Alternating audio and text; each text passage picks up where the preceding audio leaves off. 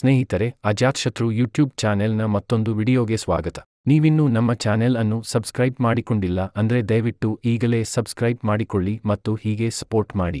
ಸೋಮವಾರದ ದಿನದಂದು ಶಿವನನ್ನು ಮೆಚ್ಚಿಸಲು ವಿವಿಧ ಕೆಲಸಗಳನ್ನು ಮಾಡಬೇಕಾಗುತ್ತದೆ. ಸೋಮವಾರದ ದಿನದಂದು ನೀವು ಇವುಗಳನ್ನು ಮಾಡುವುದರಿಂದ ಅಂದುಕೊಂಡಿದ್ದನ್ನು ಶೀಘ್ರದಲ್ಲೇ ಸಾಧಿಸುತ್ತೀರಿ. ಎಲ್ಲಾ ಕೆಲಸಗಳಲ್ಲೂ ಯಶಸ್ಸು ನಿಮ್ಮದಾಗುವುದು. ಸೋಮವಾರ ನಾವು ಯಾವೆಲ್ಲ ಕೆಲಸಗಳನ್ನು ಮಾಡಬೇಕು? ಸೋಮವಾರ ಯಾವ ಕೆಲಸ ಮಾಡಿದರೆ ನಮ್ಮ ಸಮಸ್ಯೆಗಳು ದೂರಾಗುವುದು? ಸೋಮವಾರದ ದಿನದಂದು ಶಿವನನ್ನು ಶ್ರದ್ಧಾ ಭಕ್ತಿಯಿಂದ ಪೂಜಿಸಲಾಗುತ್ತದೆ. ಈ ದಿನ ಶಿವ ಪೂಜೆಯನ್ನು ಮಾಡುವುದರಿಂದ ಭಕ್ತರ ಇಷ್ಟಾರ್ಥಗಳು ಶೀಘ್ರದಲ್ಲೇ ಈಡೇರುತ್ತದೆ ಎನ್ನುವ ನಂಬಿಕೆಯಿದೆ.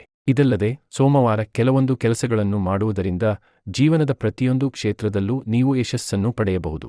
ಜೀವನದ ಪ್ರತಿಯೊಂದು ಹಂತದಲ್ಲೂ ನಾವು ಯಶಸ್ಸನ್ನು ಸಾಧಿಸಬೇಕಾದರೆ ಸೋಮವಾರದ ದಿನದಂದು ಏನು ಮಾಡಬೇಕು ಎಂಬುದನ್ನು ಇಲ್ಲಿ ನೋಡೋಣ. 1. ಬಯಸಿದ ವಸ್ತುಗಳನ್ನು ಪಡೆದುಕೊಳ್ಳಲು. ನಿಮ್ಮ ವ್ಯಾಪಾರದ ಲಾಭದಲ್ಲಿ ನೀವು ನಿರಂತರವಾಗಿ ಹಣದ ಕೊರತೆಯನ್ನು ಎದುರಿಸುತ್ತಿದ್ದರೆ ಅಥವಾ ನಿಮ್ಮ ವ್ಯವಹಾರದಲ್ಲಿ ನೀವು ಲಾಭವನ್ನು ಪಡೆಯದಿದ್ದರೆ, ನೀವು ಹೊಸದನ್ನು ಮಾಡಲು ಯೋಚಿಸಲು ಸಾಧ್ಯವಾಗದಿದ್ದರೆ ಮತ್ತು ನಿಮ್ಮ ನೈತಿಕತೆ ಕುಸಿಯುತ್ತಿದ್ದರೆ, ನಿಮಗೆ ಯಾವುದೇ ಮೌಲ್ಯವುಳ್ಳ ವಸ್ತುವನ್ನು ಖರೀದಿಸಲು ಸಾಧ್ಯವಾಗದೇ ಇದ್ದರೆ, ಹೊಸ ಕೆಲಸವನ್ನು ಪ್ರಾರಂಭಿಸುವ ಮೊದಲು ನಿಮ್ಮ ಕಿಸೆಯಲ್ಲಿ ಅಥವಾ ಪರ್ಸ್ನಲ್ಲಿ 2 ಬಿಳಿ ಹೂವುಗಳನ್ನು ಇಟ್ಟುಕೊಳ್ಳಿ. ಕೆಲಸ ಮುಗಿದ ನಂತರ ಅವುಗಳನ್ನು ಹರಿಯುವ ನೀರಿನಲ್ಲಿ ತೇಲಿಬಿಡಿ. 2. ಕುಟುಂಬದ ಸದಸ್ಯರಲ್ಲಿ ಮನಸ್ತಾಪವನ್ನು ದೂರ ಮಾಡಲು.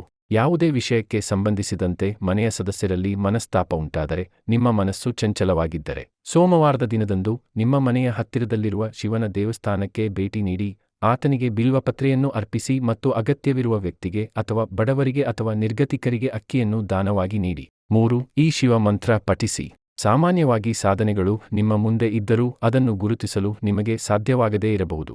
ನೀವು ಎಲ್ಲವನ್ನೂ ಹೊಂದಿದ್ದರೂ ಸಹ ನಿಮ್ಮಲ್ಲಿ ಏನೂ ಇಲ್ಲ ಎನ್ನುವ ಭಾವನೆ ನಿಮ್ಮಲ್ಲಿ ಸೃಷ್ಟಿಯಾಗಬಹುದು. ಇಂತಹ ಭಾವನೆಯನ್ನು ನೀವು ನಿಮ್ಮ ಮನಸ್ಸಿನಿಂದ ತೊಡೆದು ಹಾಕುವುದಕ್ಕಾಗಿ ಸೋಮವಾರದಂದು ಕುಶದ ಮೇಲೆ ಅಥವಾ ಕಂಬಳಿಯ ಮೇಲೆ ಕುಳಿತು ರುದ್ರಾಕ್ಷಿ ಜಪಮಾಲೆಯನ್ನು ಹಿಡಿದು 108 ಬಾರಿ ಓಂ ಐಂ ಹ್ರೀಂ ಸೋಮಾಯ ನಮಃ ಎನ್ನುವ ಈ ಶಿವ ಮಂತ್ರಗಳನ್ನು ಪಠಿಸಬೇಕು. 4. ಶತ್ರುಕಾಟದಿಂದ ಮುಕ್ತಿಗಾಗಿ.